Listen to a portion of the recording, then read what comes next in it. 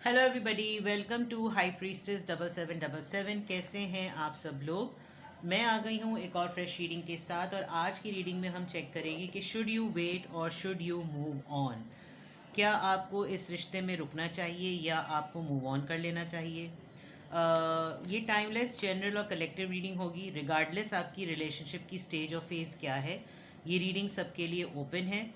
तो जब कभी भी आप इसको देखेंगे, जब कभी भी आपकी नज़रों से गुजरेगी, तो ये आपका उस वक्त का मैसेज होगा। आप अपने रिलेशनशिप में स्टक फील कर रहे हों या कोई डिसीजन लेना चाह रहे हों, तो ये रिलेशनशिप की रीडिंग आपके लिए बहुत इफ़ेक्टिव होगी। और अगर आपको कोई मज़ीद क्लैरिटी चाहिए हो तो डिस्क्रिप्शन बॉक्स में मेरा नंबर मौजूद है।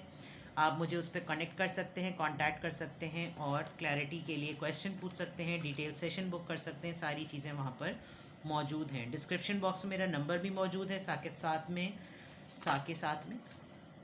में सेकंड चैनल का लिंक भी मौजूद है। दोनों ही चैनल्स पर रीडिंग लेने के लिए कॉन्टैक्ट नंबर एक ही है, और दोनों ही चैनल्स को लाइक, शेयर और सब्सक्राइब भी कर दीजिए।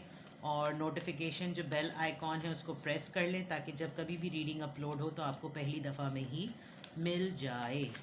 तो without any further delay, let's see कि आपके लिए ये एक गाइडेंस बेस्ड रीडिंग होगी, ताकि आपको डिसीजन लेने में आसानी हो। जो भी आपकी सिचुएशन है वो टैरो कार्ड में रिवील हो जाएगी। देखते हैं कि क्या आपको स्टे करना चाहिए या आपको मूव ऑन कर लेना चाहिए। सबसे पहले ऑरेकल से यूज़ करते हैं। Control, spread your wings, lead.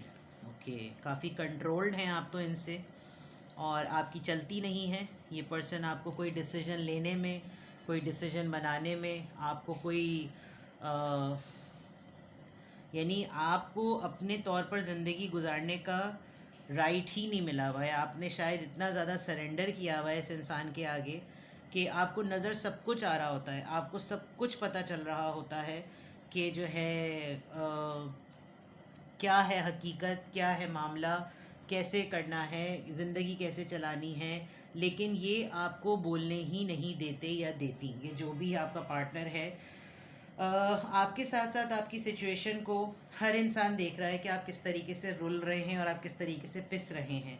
आप एक बहुत काबिल पर्सन हैं। आप लिटरली आप टीचर हो सकते हैं, आप लेक्चरर हो सकते हैं, आप स्टोरी टेलिंग बहुत अच्छी करते हैं, आप स्क्रिप्ट राइटर हो सकते हैं, आप पॉडकास्ट करते होंगे, मोनोलॉग करते होंगे, और आपको स्क्रिप्ट पढ़ना, पोइट्री रीडिंग करना, इक़्तिबासात पढ़ना, वॉइस ओवर करना ये बहुत पसंद होगा। आप लोगों को बहुत ज़्यादा गाइड करते होंगे, ट्रेन करते होंगे। आपका कोई ख़ास पेट हो सकता है, पेट लवर हैं आप, और आपको स्क्रैप बुक्स बनाना बहुत अच्छा लगता होगा। आपको हर तरह का लिटरेचर वर्क बहुत अच्छा लगता है, और आप ऑडिटोरियम्स में, स्टेजेस पर, थिएटर्स पर आपको ये तमाम चीज़ें लिटरेचर से रिलेटेड, आर्ट से रिलेटेड बहुत ज़्यादा पसंद होंगी। या आपने पहले ऐसी ज़िंदगी बहुत ज़्यादा फ्रीडम के साथ गुजारी होगी, जिसमें जब से आप इस पर्सन के साथ रिलेशनशिप में आए तो आप वो सब नहीं कर पाते जो आप एक्चुअली कर सकते हैं। विद यहाँ पे टीच लिखा हुआ भी है, आपके अंदर सलाहियत है। लेकिन आपको जितना ज़्यादा आपने अपनी आदतों पे कंट्रोल किया है, जितना आप अपनी ज़िंदगी को जिस तरीके से जीना चाहते थे उस पर आपने अपनी फ्रीडम को कंट्रोल किया, आप बिल्कुल वैसे हो गए जैसे ही आपको देखना चाहते थे, और उसमें आप उदास ज़्यादा रहने लगे हैं। आपको लगता है कि जो चीज़ें आपको ज़िंदा रखती थी, एनर्जेटिक रखती थी, मोटिवेटेड रखती थी, वो सब चीज़ें आपने कहीं पीछे छोड़ दी हैं, और आप बिल्कुल वैसे हो गए हैं जैसे ये हैं। और आपके अंदर बहुत स्पार्क है। आप अभी भी चाहें तो अपनी ज़िंदगी को बहुत अपने अच्छे तरीके से कहीं ले जा सकते हैं, लेकिन आप डिसीजन नहीं लेते। आप हमेशा अपने आप को पीछे रख के दूसरों को प्रायोरिटी देते हैं, जिसकी वजह से इस पर्सन को दिन ब दिन लीड लेने की आदत सी हो गई है। ये हर वक्त इंसान हमेशा अपना फ़ैसला सुनाता है, अपनी बात लेता है, हमेशा आपको सप्रेस कर देता होगा। नॉट इन टर्म्स कि ये बुरा इंसान है, लेकिन अथॉरिटेटिव बहुत ज़्यादा है, और हमेशा से लीड करना, हमेशा से कंट्रोल करना, बहुत इसको लोग मानते हैं। इसकी अपनी पोजीशन है, आपका अपना स्टेटस है, और इन्फ्लुएंशियल पर्सन है, जिसकी वजह से जब लोग इससे इतना डरते हैं तो आपको भी एक मोमेंट पर डर लगने लगता है कि अगर मैं इसके अगेंस्ट गई या गया तो मेरा तो बैंड बज जाना है।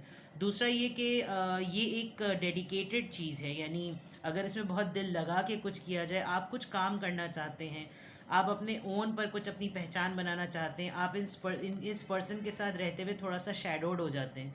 आपको लगता है कि जैसे मेरा इतना वजूद कहीं खो सा जाता है, मेरी पहचान इसके वजह से है। मेरी अपनी पहचान कोई नहीं है, जिसकी वजह से बहुत ज़्यादा आपको फील होता होगा कि फिर मेरी अपनी आइडेंटिटी क्या है। तो रिलेशनशिप में रहते हुए प्रायोरिटी सुप्रियोरिटी जो है वो इस पर्सन को मिली हुई है, और आपके अंदर जितना भी टैलेंट है, आपके अंदर जितनी भी स्किल्स हैं, आपके अंदर जितनी भी एबिलिटीज़ हैं, जो आपकी कॉम्पिटेंसीज़ हैं, वो इस पर्सन के पावर में होने की वजह से, इस पर्सन के वेल नोन होने की वजह से जो है वो थोड़ी सी सप्रेस्ड हो गई हैं। तो फिर आपको ये होता होगा कि जब मेरा कोई वजूद ही नहीं है, रिलेशनशिप तो ग्रोथ की बात करता है, रिलेशनशिप तो फ्लरिशमेंट की बात करता है, तो एक ही इंसान ग्रो हो रहा है, एक ही इंसान नरिश हो रहा है, एक ही इंसान फ्लरिश हो रहा है, तो मैं कहाँ पर हूँ, मेरा क्या वजूद है, जिसकी वजह से आपको लगता होगा कि मैं रहूँ या ना रहूँ, मैं इस रिश्ते को कंटिन्यू करूँ, वरना फिर आगे की ज़िंदगी फिर और कैसी होगी। तो ये तमाम चीज़ें आपके जहन में आती हैं, जिसकी वजह से आप पज़ल हो जाते हैं। सिनेरियो तो मुझे इन कार्ड्स को देखकर यही लग रहा है। Let's check for tarot. आपके सबसे पहले रिलेशनशिप की एनर्जी को चेक करते हैं, और फिर देखते हैं कि क्या आपको इस रिलेशनशिप में रुकना चाहिए या मूव ऑन कर लेना चाहिए। आपके रिलेशनशिप की एनर्जी पहले जो अभी तक रिवील हुई है वो अलग, और इसके अलावा मज़ीद बताइए मेरे व्यूअर के रिलेशनशिप की energy. Please give me messages.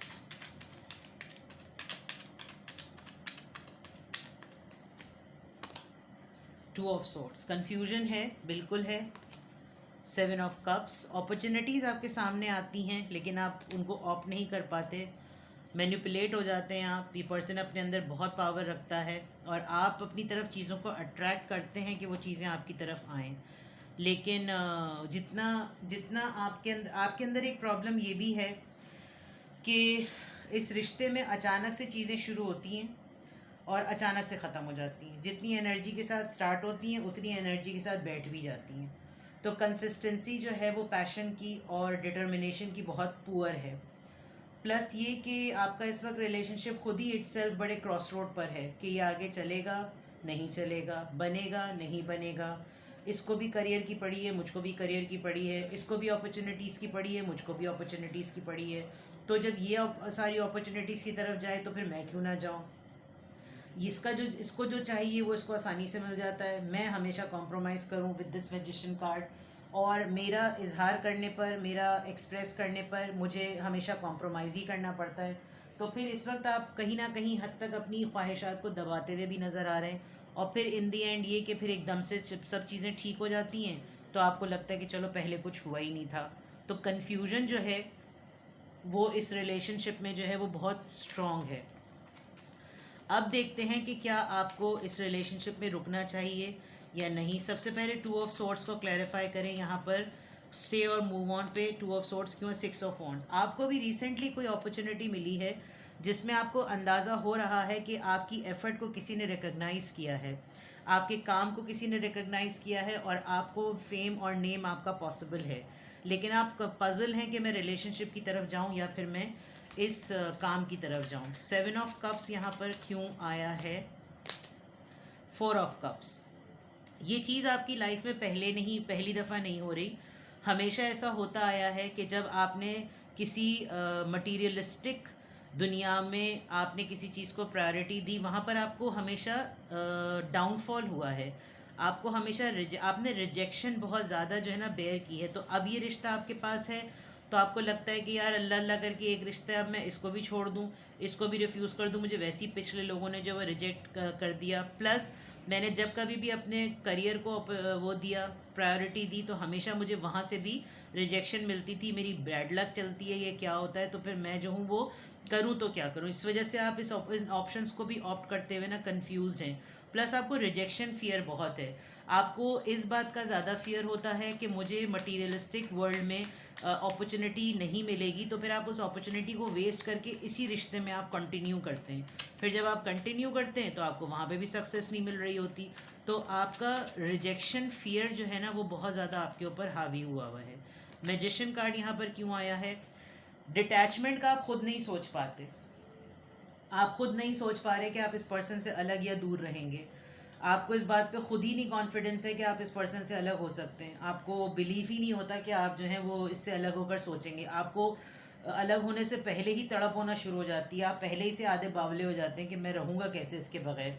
और मैंने तो इतना साथ इसके साथ गुजारा है, मैंने तो इतना टाइम इसके साथ गुजारा है, मेरा तो गुजारा ही नहीं होगा किसी सूरत, और मुझे तो दीवानापन हो जाएगा, ब्ला ब्ला ब्ला। और ये चीज़ आप इतनी ज़्यादा अपने ऊपर तारी कर लेते हैं कि वो चीज़ आप एग्जिस्टेंस में लाने ही नहीं देते।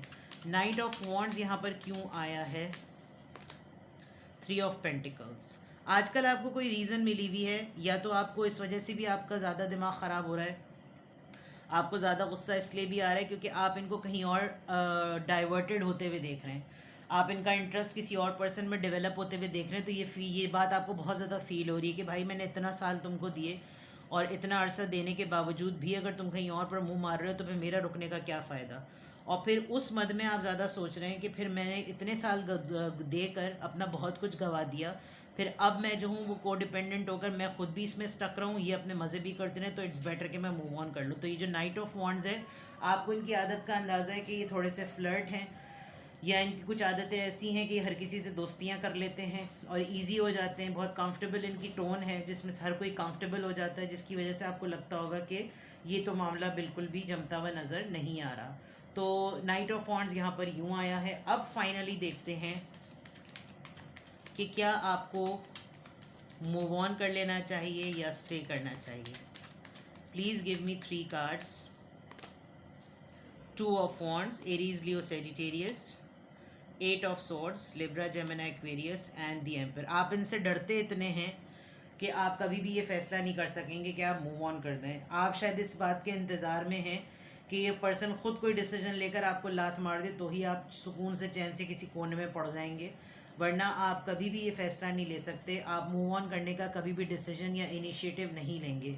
आप डिच हो जाना, बिट्रेयल हो जाना, घोस्ट हो जाने को ज़्यादा प्रेफरेंस करेंगे। आप ये ताज अपने सर पे संभालना ही नहीं चाहते कि ब्रेकअप आपने किया, जबकि आप इनसे इतना ज़्यादा डरते हैं, ये इतने अथॉरिटेटिव हैं। और ये डबल कन्फर्मेशन हो गई कि इतने अथॉरिटेटिव हैं कि आपकी बोलती बंद हो जाती है इनके आगे। ये इतने ज़्यादा पावर में इन्फ्लुएंस होकर आपके साथ रहते हैं कि आप ये सोच ही नहीं पाते कि मैं जो हूँ वो इससे डिटैच हूँ या ना डिटैच हूँ। आप बहुत हद तक अपनी ऑब्जर्वेशन को, अपनी फीलिंग्स को छुपाते हैं, और ये जो काम आप कर रहे हैं, जो आपकी एबिलिटी है, उसको भी आप छुपा रहे हैं कि आप बहुत कुछ कर सकते हैं। आप इनके बदले बिल्कुल मद्दे मुकाबिल हैं। और सबसे बड़ा प्रॉब्लम ये है कि आप इनसे बेहद मोहब्बत करते हैं। तो बलाए ताक लाते हुए कि आपको इनकी कितनी ही बुराइयां क्यों ना पता हों, आप इनके साथ मूव ऑन नहीं कर सकते इनके बगैर। मतलब इनको छोड़ के आप मूव ऑन इसलिए लाइफ में नहीं कर सकते कि अभी तक आप इतने ज़्यादा इमोशनली रेडी नहीं हुए हैं, इतने स्टेबल नहीं हैं आप कि आप इनके बगैर जो है वो ज़िंदगी गुजारने का सोच सकें। तो इस वक्त एट दिस मोमेंट आपके लिए मूव ऑन करना बहुत मुश्किल है। आप ट्रॉमा में चले जाएंगे, डिप्रेशन में चले जाएंगे, लेकिन आप जो है वो इनके बगैर मूव ऑन करने का अभी नहीं सोच सकते। बिकॉज एक तो ये बहुत इस वक्त पावरफुल पोजीशन में है, इन्होंने आपको बहुत बुरी तरीके से ट्रैप किया हुआ है, और ये कि आप डिसीजन पावर की आप में कमी है। ठीक है, तो right now it's not the good time to make this decision to move on. You should stay and observe more, and unless कि कोई रिश्ता बहुत अब्यूज़िव और टॉक्सिक हो गया है, वो बात अलग है। लेकिन जब तक आप में बर्दाश्त है, आपको ये उम्मीद है कि ये पर्सन बदलेगा, तब तक आप इसको निभाएं। और जब आप खुद मेंटली और इमोशनली स्टेबल हो जाएं, आपको लगे कि आपकी ख़ुद की पोजीशन इतनी स्ट्रॉन्ग है कि आप मूव ऑन होकर स्टेबल ज़िंदगी गुजार सकते हैं, then take a step, because right now you are highly codependent. ठीक है, तो ये थे आपकी रीडिंग। कुछ भी आपसे रेजोनेट करे मुझे कमेंट सेक्शन में बताएं।